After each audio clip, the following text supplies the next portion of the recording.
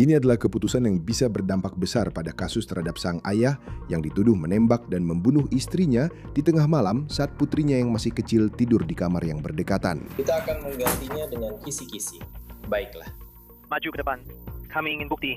Apa itu? Nyalakan untuk saya, Pak. Caleb Flynn mengklaim bahwa seseorang masuk ke rumah mereka di tengah malam dan menembak serta membunuh wanita yang dulu sangat ia puji saat ia menjadi kontestan di American Idol. Seseorang masuk paksa ke rumah saya. Dan menembak istri saya. Apa yang baru saja diputuskan hakim dalam kasus ini? Dan itu berkaitan dengan putri-putri muda pasangan tersebut, serta apa yang bisa terjadi selama persidangan yang diperkirakan akan mengejutkan dan penuh emosi. Kami mengulas kasus ini dipersembahkan oleh Law and Crime. Saya Chris Stewart.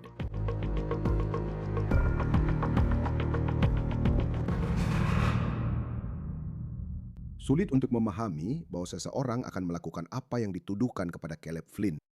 Sekarang, polisi yakin mereka memiliki bukti yang membuktikan bahwa dialah yang menembak dan membunuh istrinya, Ashley Flynn, di tengah malam. Tapi mengapa dia melakukannya? Bukti apa itu? Mengapa dia diduga melakukannya saat putrinya sedang tidur di kamar yang berdekatan? Dan dia mengatakan ada penyusup yang masuk dan bertanggung jawab atas apa yang terjadi. Tapi seperti yang akan Anda lihat dalam rekaman panggilan darurat ke nomor 911 dan video body cam yang akan saya putar untuk Anda, pertanyaannya tetap, mengapa Caleb Flynn tidak membangunkan putri-putrinya dan memeriksa serta memastikan bahwa mereka baik-baik saja? Saya sering memikirkan pertanyaan-pertanyaan ini, dan kita semua mungkin tidak akan tahu jawabannya sampai musim gugur nanti. Tapi kita baru saja mengetahui pembaruan besar dalam kasus ini yang melibatkan gadis-gadis muda itu, gadis-gadis yang sekarang tumbuh tanpa ibu mereka dengan ayah mereka yang dituduh membunuh ibu mereka.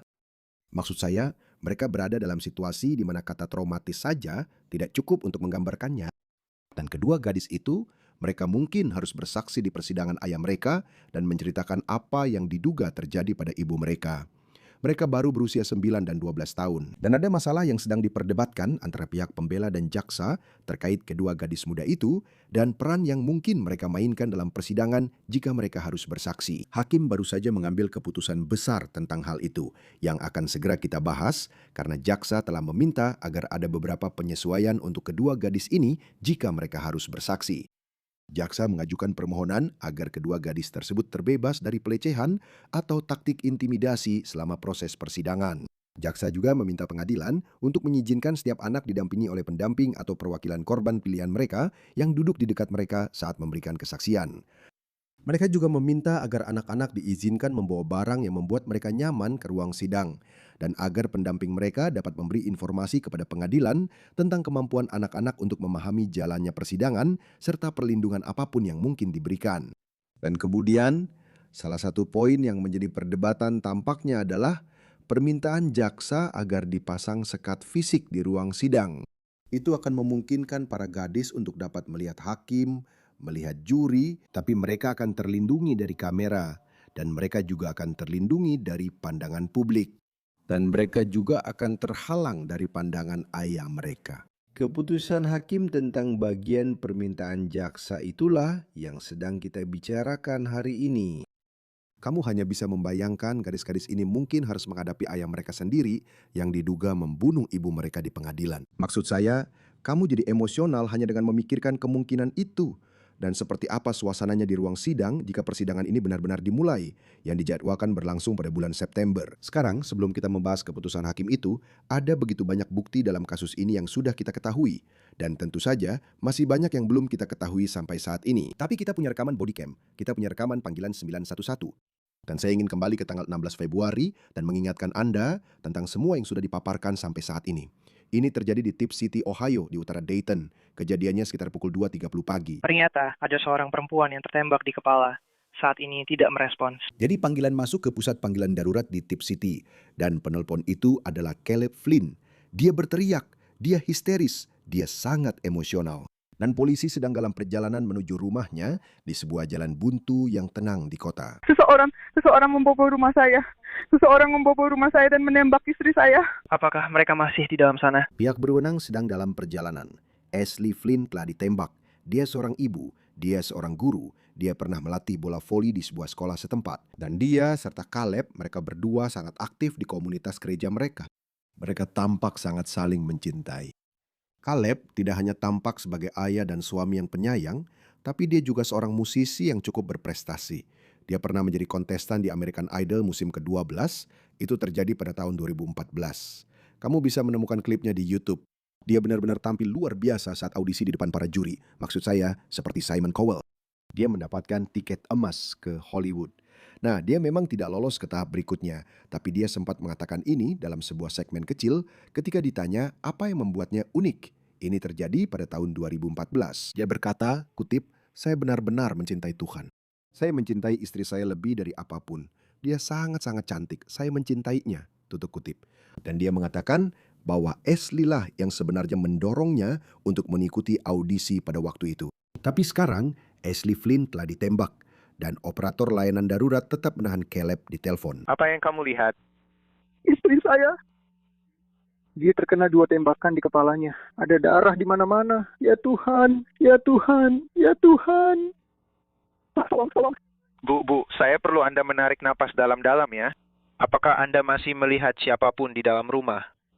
Tidak, pintu ke garasi terbuka lebar. Tolong cepat, tolong. Ya Tuhan, Ya Tuhan. ya Tuhan. Putri-putri saya ada di sini. Putri-putri saya ada di sini. Di mana dia? Dia di tempat tidur. Dia di tempat tidur. Apakah kamu bersamanya? Ya, saya di dalam kamar. Saya sudah melihatnya. Ya tolong. Kalian sudah mengunci pintunya? Kami sudah mengunci pintu ke garasi. Tapi dia ada di dalam rumah. Ya. Tolong, kami tidak bisa. Kami tidak bisa. Di mana? Di mana letak ruangan itu di dalam rumah? Rekan saya sedang mengirimkan bantuan, oke? Tapi saya perlu kamu jawab pertanyaan saya supaya saya bisa membantumu secepat mungkin, oke? Pertanyaan apa? Kalian ada di mana di dalam rumah? Aku sedang di kamar tidur bersamanya sekarang. Oke. Putri-putriku ada di kamar mereka. Jadi kamu tidak bersama anak-anak. Saya bersama anak-anak saat itu terjadi. Oke, tapi kamu tidak bersama mereka sekarang. Tidak, mereka ada di kamar mereka. Mereka bahkan belum bangun. Ya Tuhan, ya Tuhan. Ya Tuhan, ya Tuhan, ya Tuhan. Sekarang ada sedikit kebingungan di telepon tentang di mana anak-anak berada di rumah. Dan Caleb mengatakan bahwa anak-anak itu masih tidur meskipun ibu mereka telah ditembak. Dan itu menjadi perhatian banyak orang mengingat cerita Caleb, yaitu bahwa seseorang masuk ke rumah ini, penyusup ini, dan melakukan pembunuhan yang kejam dan brutal. Namun jika Anda mendengarkan rekaman panggilan 911, dia mengatakan bahwa anak-anak itu masih tidur. Sekarang inilah yang dia katakan tentang di mana Ashley Flynn diduga berada di dalam rumah. Dia mengatakan dia sudah meninggal. Dia ada di tempat tidur mereka. Apakah Anda mendengar sesuatu? Tidak, saya mengusap kakinya dan memanggil namanya. Dia tidak menjawab. Oke, putri Anda tidak menjawab Anda. Tidak, tunggu sebentar. Saya sedang memakai. Kaos, apa yang kamu bilang? Apa yang kamu bilang? Putrimu tidak menjawabmu. Tidak, mereka ada di ruangan lain. Mereka ada di ruangan. Mereka ada di ruangan lain, di kamar mereka. Oh. In their room. Oke, apakah Anda mendengar suara apapun di dalam rumah? Tidak. Wajahnya, Pak, wajahnya pucat seperti hantu. Tolong cepat. Oke, wajah siapa? Wajah istri saya. Wajah istri Anda. Yang itu ya, yang ditembak itu. Dia ditembak. Apa tadi? Iya, aku bilang. Oke, di mana dia ditembak? Oke, apa dia masih bernapas? Aku harap tidak. Tidak. Tidak. Oke, aku tidak tahu. Aku rasa tidak. Ashley sayang, tolong. Ya Tuhan, tidak, dia tidak. Oke, dia tidak merespons kamu. Tidak. Sekarang polisi percaya semua yang kamu dengar, dan saya akan menunjukkan rekaman kamera tubuh ini kepada kamu. Mereka percaya berdasarkan bukti yang telah mereka kumpulkan bahwa semua itu hanyalah sandiwara. Ini yang dikatakan Caleb tentang istrinya dan anak-anaknya saat panggilan 911 itu. Apa yang harus saya lakukan? Apakah dia masih bernapas sama sekali? Saya rasa tidak. Terlalu banyak. Oke. Kalau kamu merasa nyaman, aku ingin kamu pergi dan cari kain, lalu aku ingin kamu menaruh kain itu di luka tembak itu, oke? Seperti handuk ya. Seperti handuk, tapi jangan tekan langsung ke lukanya. Cukup letakkan di atas luka berdarah itu, oke? Oke. Ya Tuhan. Ya Tuhan. Oh, Aku cuma perlu kamu tarik napas dalam-dalam dulu, oke? oke. Oke. Ambil kain itu, dan aku ingin kamu letakkan di luka itu. Tapi jangan tekan langsung ya. Mereka sedang menuju ke tempatmu secepat mungkin, oke? Aku baru saja meletakkannya di kepalanya. Oke. Di mana anak-anaknya? Apakah mereka baik-baik saja? Sudah kamu periksa mereka? Ya, aku belum memeriksanya. Mereka. Oke. Bisakah kamu pergi memeriksa anak-anak itu untukku? Polisi sudah di sini. Polisi sudah di sini. Tunggu. Bisakah kamu pergi memeriksa anak-anak itu untukku? Tunggu, polisi baru saja datang. Mereka baru saja pergi. Mereka baru saja pergi. Oke. Aku butuh kamu untuk memeriksa anak-anak itu untukku ya. Mereka masih tidur. Mereka masih tidur. Oke. Kamu masih melihat mereka bernapas. Kamu tidak melihat ada luka pada mereka. Tidak, tidak. Polisi baru saja datang. Pak. Polisi sudah di sini. Aku ingin kamu melakukannya. Oke. Bukakan pintu untuknya supaya dia bisa masuk ke dalam, oke? Oke, dia sedang berlari. Dia datang ke arahku. Pak, tolong. Pak, apa? Saya tidak tahu. Tadi pintu garasi terbuka lebar. Saya istrinya, suaminya. Apakah saya miliknya? Tidak, saya rasa tidak. Sekarang inilah saat polisi akhirnya tiba di rumah. Dan disinilah kita bisa melihat rekaman kamera tubuh dan Anda bisa mulai melihat apa yang dilihat para petugas di dalam rumah.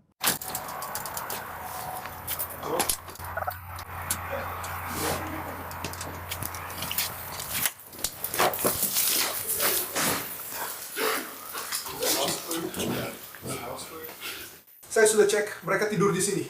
Tidak ada apa-apa lagi di sini. Oke, saya di kamar tidur sebelah sana, mereka masih tidur. Oke, sudah kamu periksa? Sudah kamu periksa keadaan mereka? 911 ya. Kalau kamu tidak keluar dari rumah sekarang juga, tidak ada orang lain yang masuk ke sini. Pokoknya, tidak setiap kali. Oke. Ya Tuhan. Ya Tuhan. Hei, duduk. Kamu mau duduk? Tarik napas dulu. Apakah dia sudah pergi? Lihat aku. Tarik napas dulu. Lihat aku. Aku butuh kamu untuk bernapas ya. Bagaimana obornya cocok? Apa yang harus aku syukuri? Apa yang harus aku lakukan dengan putri kita? Apa yang telah aku lakukan pada putri kita? Sekarang juga. Sekarang aku butuh kamu untuk bernapas, oke?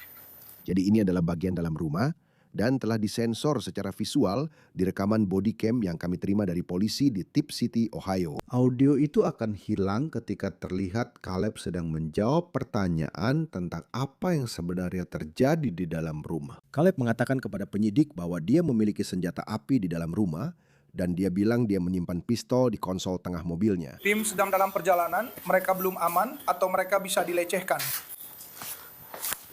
Ya, what is happening, order, Sergeant? Pintunya terbuka di sana. Mundur. Pintu belakang itu terbuka.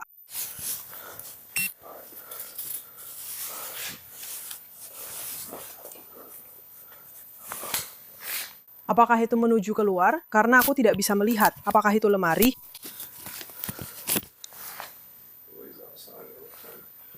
Oke, semua. Konsol tengah truk. Benar. Haruskah kita mengajaknya? Hei, lihat ini. Ada apa? Tidak, itu menyakitkan. Kamu lihat ada darah? Aku cuma bicara saja. Aku nggak bisa naik sepeda.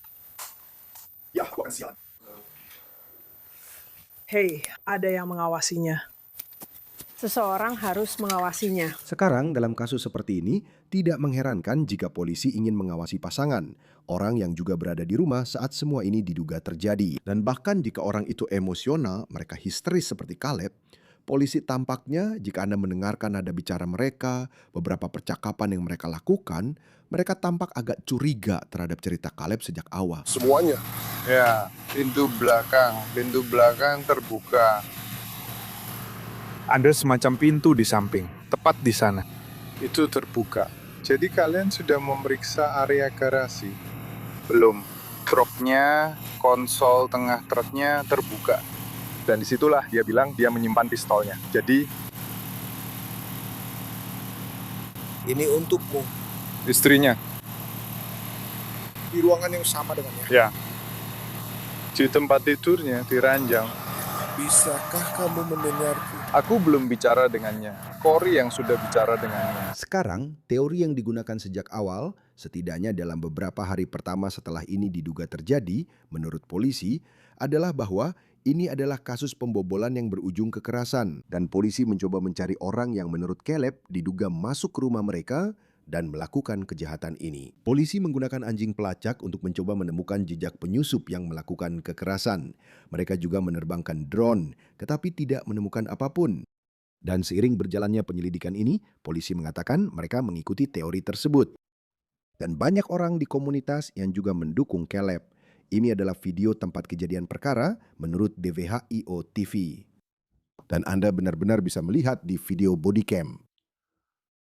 Orang-orang yang dekat dengan keluarga ini tidak bisa memahami gagasan bahwa Caleb akan bertanggung jawab atas apa yang diduga terjadi. Dan di rekaman bodycam, ada seorang wanita yang tidak dikenal yang datang untuk menghibur Caleb Flynn. Ya Tuhan. Tuhan. Come on, honey. Maaf. Ya.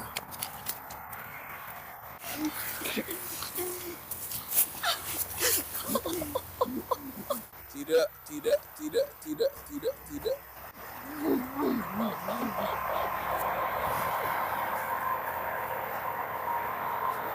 Maaf sekali, saya tidak mengerti.